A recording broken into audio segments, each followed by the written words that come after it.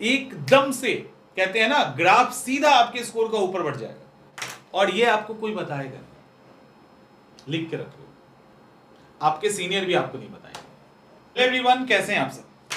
समस्याएं बहुत बड़ी है, सॉल्यूशन नहीं दिख रहा। कोई बात नहीं, हम हैं आपके लिए अभी, और जब तक जिंदा हैं तब तक तो हैं ही हैं। दरअसल सवाल क्या है कि आप में से कई सारे ऐसे स्टूडेंट्स हैं जिनको लगता है कि उन्होंने बहुत अच्छे से पढ़ाई कर ली, फैक्ट्स पढ़ लिया, किताबें पढ़ ली, सब कुछ ठीक ठाक है, PYQ भी सॉल्व हो जा रहा है, राइट? PYQ भी सॉल्व हो जा रहा है, फिर भी प्रीलिम्स का एग्जाम खराब हो जाता है। नंबर कुछ भी हो, फर्क नहीं पड़ता। बहुत मेहनत कर रहे हैं, टेस्ट सीरीज कहीं लगा रहे हैं, क्वेश्चन सॉल्व कर रहे हैं, नहीं हो रहा, कट ऑफ क्रॉस ही नहीं हो पा रहा। ऐसी समस्या है, सॉल्यूशन पता नहीं। ये अभी मैं आपसे बात इसलिए कर रहा हूं कि जस्ट 5 मिनट पहले मैंने अपने एक स्टूडेंट से बात की। अब दिक्कत क्या है, फिर दिक्कत क्या है कि उसने खूब पढ़ रखा है, खूब याद है उसको, ऐसा उसको लगता है, और उसका कहना है कि जब हम क्वेश्चन बनाने जाते हैं तो सर 30 मतलब कट कुटा के 60 65, कभी कभी तो सबसे लोएस्ट में 30 35 तक पहुंच जाते हैं जी। उसको क्या लग रहा है? उसको ये लग रहा है कि उसने खूब पढ़ी है किताबें, उसने PYQ कई बार बनाया है, उसने कई सारे मतलब वन लाइनर फैक्ट्स और ये सब खूब किया है, और कटअप तो बढ़ नहीं रहा। दिक्कत क्या है?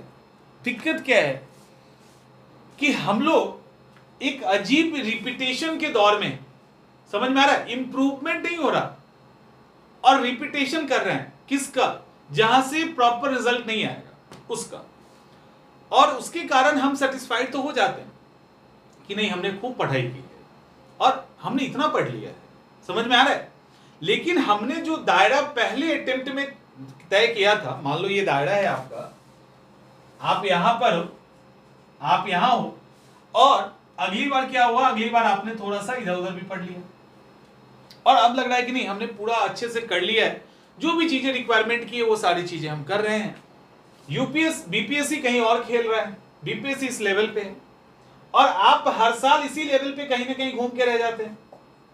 हर बार थोड़ा थोड़ा बढ़ाते हैं तो लगता है कि नहीं, हमने दायरे को बढ़ा लिया, और ये तो यहाँ पे है, BPSC यहाँ पर है, और आप कहाँ खेल रहे हो? यहाँ पे। सेटिस्फाइड है क्योंकि आसपास का माहौल कुछ वैसा ही है, वहां पे अपने आप को ठीक रख रहे हैं। PYQ चूंकि बार बार किया गया है तो वहां पे आपका स्कोर अच्छा आ जाता है। टेस्ट सीरीज में नए सवाल आते हैं, चीजें गड़बड़ हो जाती है, एग्जाम में जाने के बाद और खराब हो जाता है। तो ये जो रिपीटेशन का दौर है, ये आपने जो पढ़ रखा है ना, उसी के आसपास आप घूम रहे हो लगातार और इंप्रूव नहीं कर रहे हो, इसके कारण ये दिक्कत हो रही है। और इंप्रूव आप क्यों नहीं कर रहे हैं, सवाल ये, क्या आप इंप्रूव नहीं करना चाहते? बिल्कुल करना चाहते। क्या आपको मौका मिलेगा तो इंप्रूव नहीं करोगे? बिल्कुल करोगे। क्या आपको जानकारी मिलेगी तब इंप्रूव कर जाओगे? हाँ, एकदम करेंगे आप, क्योंकि आपको एग्जाम निकालना है ना, लेकिन आपको जानकारी नहीं है कि इंप्रूव करना कैसे। और ये बहुत बड़ी बात है जो हम आपके साथ शेयर कर रहे हैं, बड़े ईमानदारी के साथ। और मतलब जो बात अभी हम शेयर कर रहे हैं, अगर आप इसको लिटरली फॉलो करेंगे तो बहुत जल्दी इंप्रूव कर जाएंगे, विद इन 15 डेज आप जहां पे हैं वहां से बहुत ऊपर चले जाएंगे। देखो करना क्या है, करना यह है कि आपको जानकारी निकालनी है, क्या कि आपकी गलती कहां हो रही है, आप कहां गलती कर रहे हो, कहां से एग्जामिनेशन में चूक हो रही है। जब मैंने ऐसे जब जिससे बात हुई मेरी, उससे जब मैंने पूछा तो ब्लेम पता है कहां चला जाता है, उसका ब्लेम गया करंट अफेयर्स पे और उसका ब्लेम गया साइंस पे। समझ में आ रहा है? करंट अफेयर्स पे और साइंस पे, बाकी पे कोई ब्लेम नहीं है, बाकी सब ठीक है मेरा। करंट अफेयर्स और साइंस के कारण ऐसा हो रहा है, बाकी एकदम ठीक है। मैंने बोला करंट अफेयर्स के कारण हो रहा है, चलो ठीक है, और साइंस के कारण हो रहा है, तो क्या करंट अफेयर्स में एक भी सवाल नहीं बना? नहीं सर, सवाल तो बन गया था, कुछ सवाल नहीं बना। और साइंस में, तो साइंस के अंदर कुछ सेक्शन में दिक्कत थी, कुछ सवाल तो बन ही गए, तो साइंस के भी कुछ सवाल बन गए, करंट अफेयर्स के भी कुछ सवाल बन गए, और भाई साहब फेल क्यों कर रहे हैं, लो स्कोर क्यों आ रहा है, क्योंकि करंट अफेयर्स और साइंस खराब है, जबकि उनका सारा सब्जेक्ट हिला हुआ है। किसी का आप सोचिए कि किसी का 60-65 आ रहा है और कभी कभी घट के 30-35 तक पहुंच जाता है, मतलब ये इसका रेंज है, तो उसका क्या सारा सब्जेक्ट खराब नहीं होगा। हम लोग पहली गलती करते हैं कि कोई पर्टिकुलर सब्जेक्ट को उठा के उस पर ब्लेम डाल देते हैं, लो तुम्हारे नाम पे हम अपना पर्चा फाड़ेंगे। ये करना बंद कर दीजिए। आप अगर इस कैटेगरी में हैं तो आपके सारे गारंटी के साथ कोई डाउट ही नहीं है इस गारंटी में, मतलब आपकी history, polity, geography, economics including this सब में गड़बड़ी है। उस गड़बड़ी को पहचानना है। कैसे पहचानना? गड़बड़ी को आप PYQ से नहीं पहचान सकते, क्योंकि इतना आप बना लिए हो ना कि अब आपको आदत हो गई है। उसको आप MCQ से पहचान सकते हैं।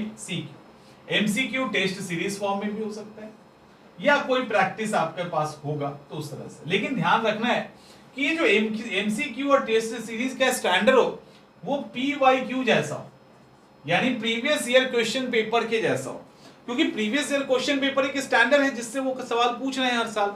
उसके पेरीफेरी में MCQ अगर आपके पास है, आप सवाल बना रहे हैं, आपसे सवाल नहीं बन रहा, इसका मतलब कि गड़बड़ी है। जैसे टेस्ट सीरीज है, टेस्ट सीरीज में आपके पास सवाल आ रहा है, मान लो मॉडर्न हिस्ट्री का सवाल आया, 15 टॉपिक के सवाल आ गए उसके अंदर, उसमें 7 टॉपिक का सवाल नहीं बन रहा। लाइक कोई भी example, 1920 Champaran movement, non cooperation movement हो गया, 1905, इसके साथ ही होम रूल लीग, कुछ भी टॉपिक हो सकता है, उससे नहीं फर्क पड़ता है।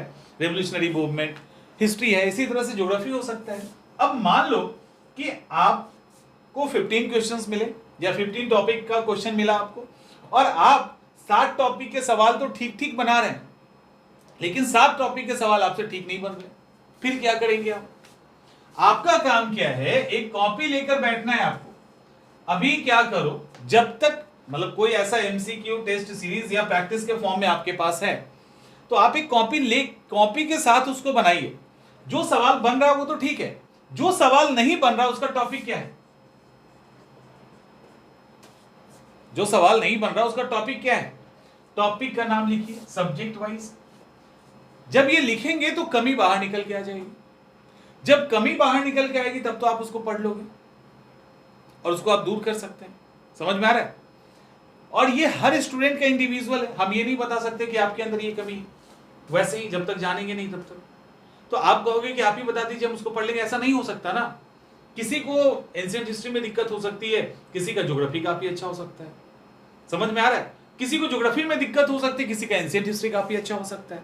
तो ये बताना मुश्किल है, ये आपको खुद ढूंढना पड़ेगा, और ये आपको ढूंढना ही पड़ेगा यदि 100% एग्जाम क्रैक करना चाहते हैं। तो आपको क्या लगता है, जो सिलेक्शन लेते हैं, जो भी सिलेक्शन लेते हैं, वो सब इस बारीकी का ध्यान रखते हैं। याद रखिएगा इस बात को। जितने लोग सिलेक्शन लेते हैं ना, वो अपने लूप होल्स, अपने कमियों को जानते हैं, उसको बाहर निकालते हैं खींच के। मेंस का सवाल कौन सा नहीं लिख पा रहे हैं, बाहर निकालो। इससे कौन सा नहीं लिख पा रहे हैं, बाहर निकालो।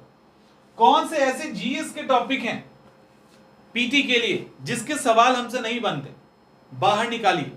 और बाहर जब आप निकालेंगे तो आपको मालूम है, अगर आपको 20 to 30% ही हिस्सा बाहर निकलेगा, इससे ज्यादा तो निकल ही नहीं सकता है। आप अगर न्यू स्टूडेंट भी है ना, तब भी नहीं निकलेगा। लेकिन एक्चुअली होता क्या है, ये 20 to 30% हिस्सा हम निकाल ही नहीं पाते हैं, जिसका इंपैक्ट और चैप्टर्स पे पड़ जाता है और सब्जेक्ट पे पड़ जाता है।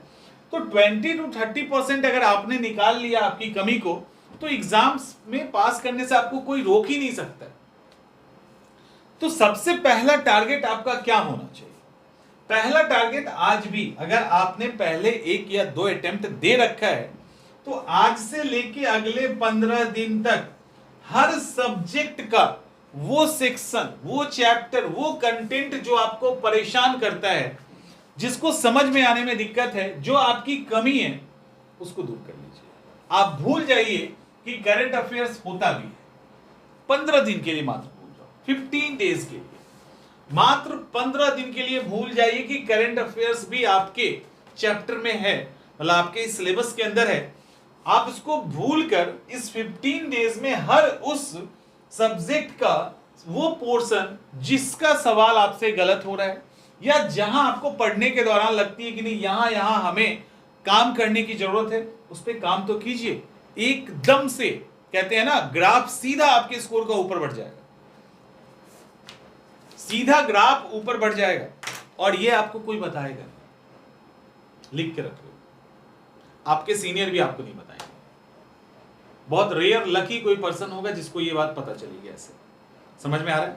तो सीनियर भी आपको नहीं बताएंगे, ये यकीन रखिए। ये बहुत गंदी दुनिया है यूपीएससी पीसीएस की, बड़ा गला काट प्रतियोगिता है। वो कुछ ढूंढ भी लेंगे ना तो आपको नहीं बताएंगे। मैं यहां बताता हूं तो मुझे दिक्कत हो जाती है कि सर आप प्लीज ऐसे मत बताया कीजिए, ऐसे बता ही देंगे तो फिर क्या।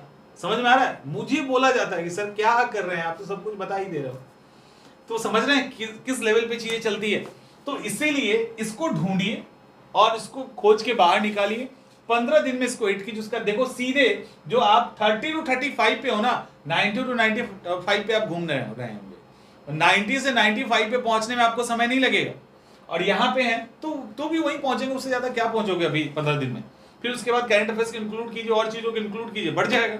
अभी 15 ही दिन में तो हम बोल रहे हैं कि सीधा 25 30 40 50 क्वेश्चन तक का आपको फायदा हो सकता है, और गारंटी के साथ होगा, नो डाउट इसमें। बस आपको अपनी कमी को ढूंढ लेना है। उम्मीद करते हैं चीजें समझ में आ गई होंगी। नहीं आई होंगी तो कोई बात नहीं, एकदम परेशान नहीं होना है, एकदम रिलैक्स रहिए। बार बार समझाने की कोशिश करेंगे जब तक कि मुझे लगेगा कि नहीं आप लोग समझ गए। राइट, मिलते हैं हम लोग अगले सेशन।